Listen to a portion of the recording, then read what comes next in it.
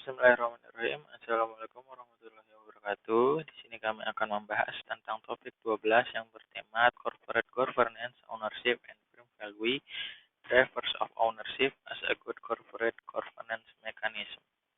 Di mana kami dari kelompok D dengan anggota saya sendiri Muhammad Rifki Sarli dan Nika Eka Febriantini.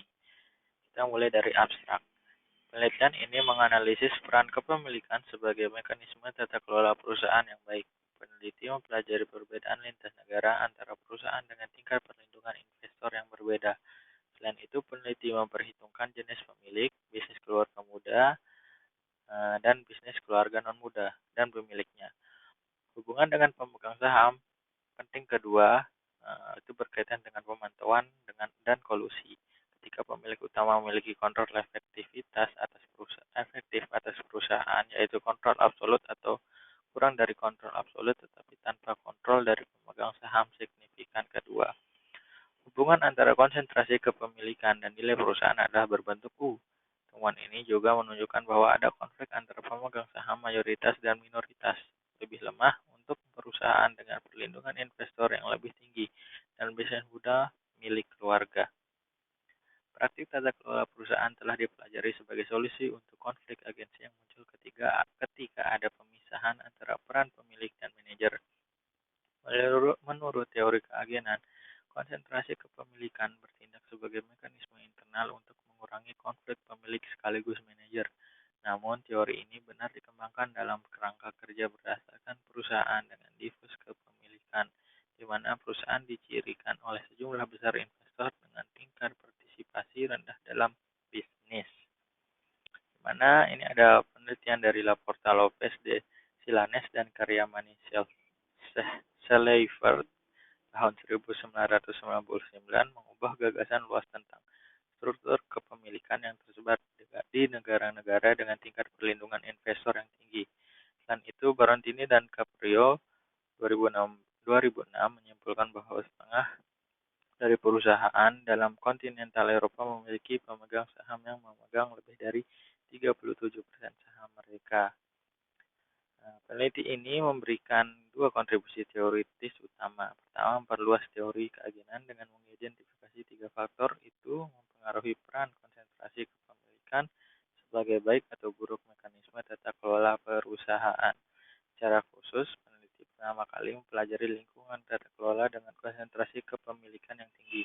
Di konflik prinsipal mana yang tinggi dan menemukan perbedaan hubungan antara konsentrasi kepemilikan dan nilai perusahaan untuk skenario yang berbeda.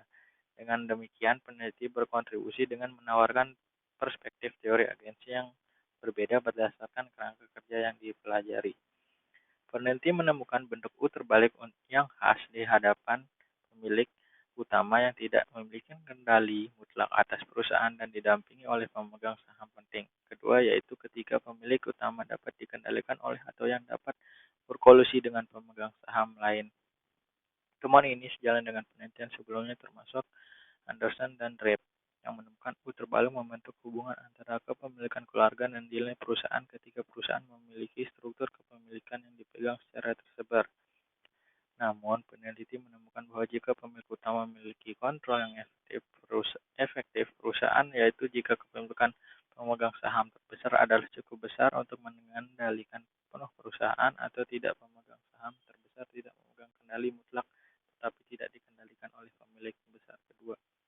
Hubungan antara konsentrasi kepemilikan dan nilai perusahaan berbentuk U. Sastra dan hipotesis. Di mana yang pertama adalah tata kelola perusahaan, nilai dan kepemilikan perusahaan. Penelitian ini memberikan dua kontribusi teoritis utama. Pertama, memperluas teori keagenan dengan mengidentifikasi tiga faktor. Itu mempengaruhi peran konsentrasi pemilikan secara baik atau buruk mekanisme tata kelola perusahaan. Secara khusus, peneliti pertama kali mempelajari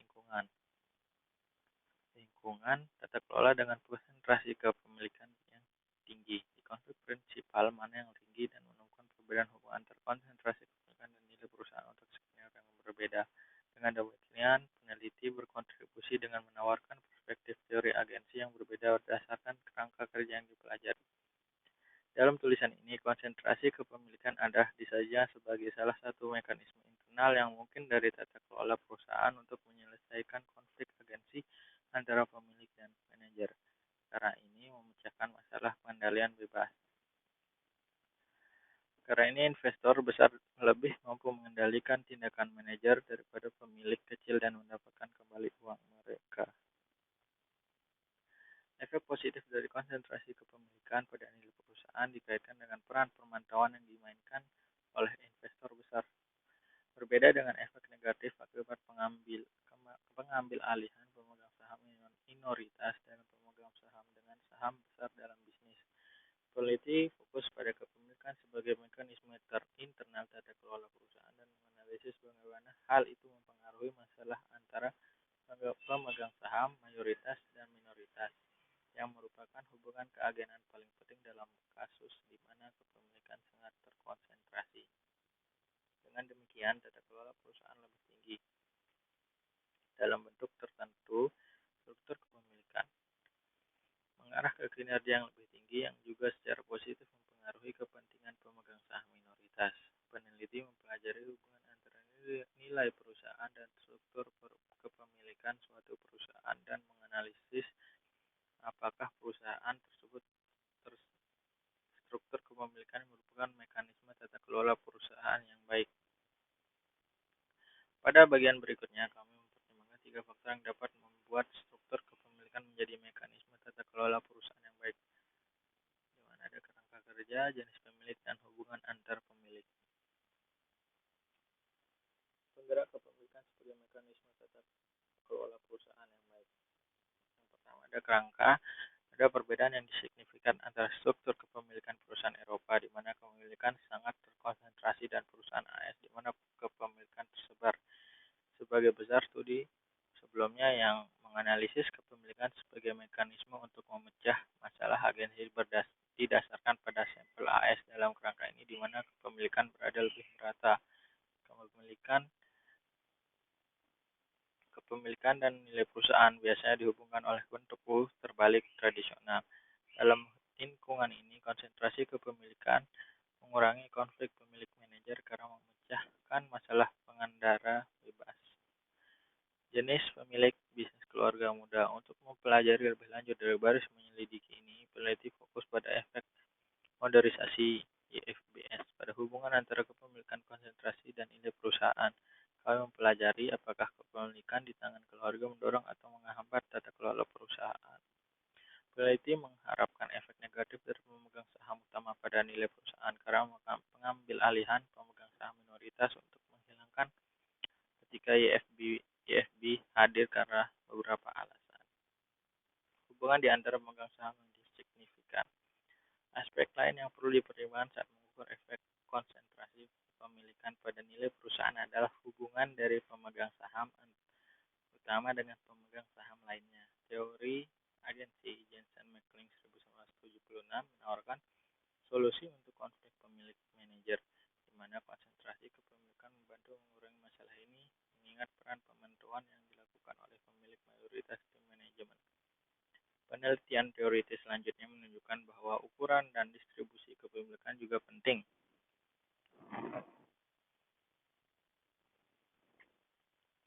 Kita ke data variabel, model, dan metode. Data untuk menguji hipotesis, peneliti menggunakan beberapa sumber data. Pertama, peneliti menggunakan database WorldScope untuk mengumpulkan data keuangan dan saham.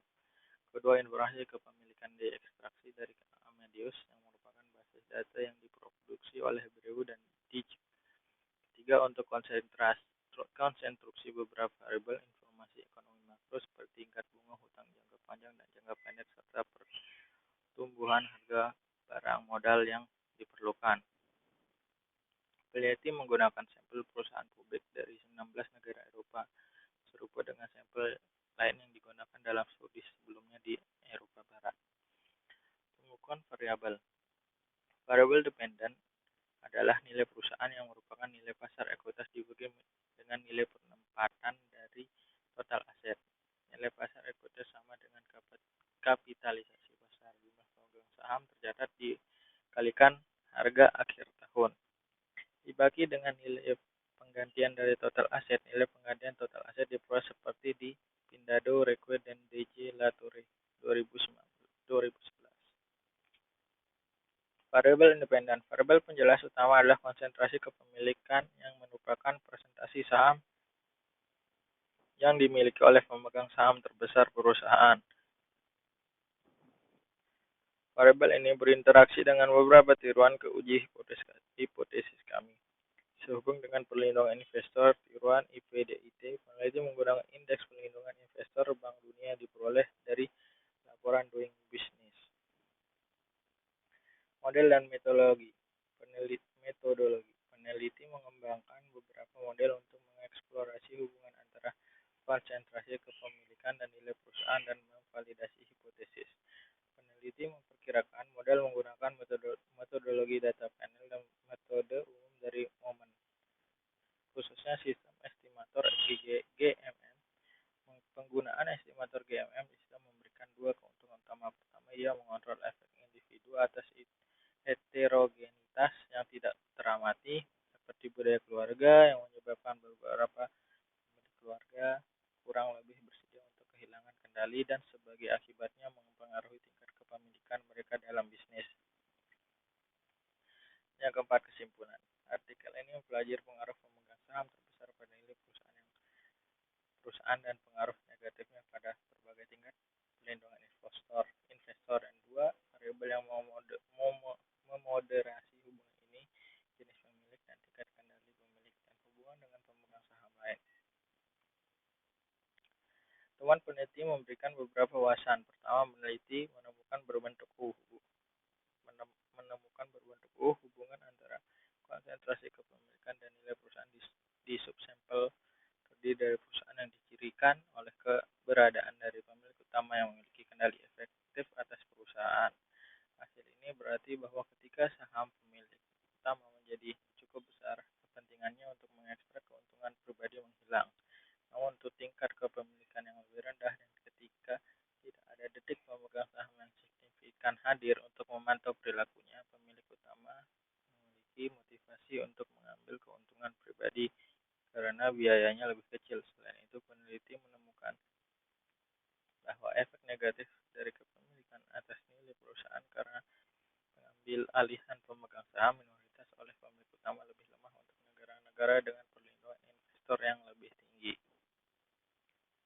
Peneliti menemukan bahwa efek negatif dari pemegang saham utama kepemilikan atas nilai perusahaan didorong oleh perusahaan yang lebih kecil terlibat dalam bisnis seperti perusahaan keluarga dan perusahaan milik keluarga lama.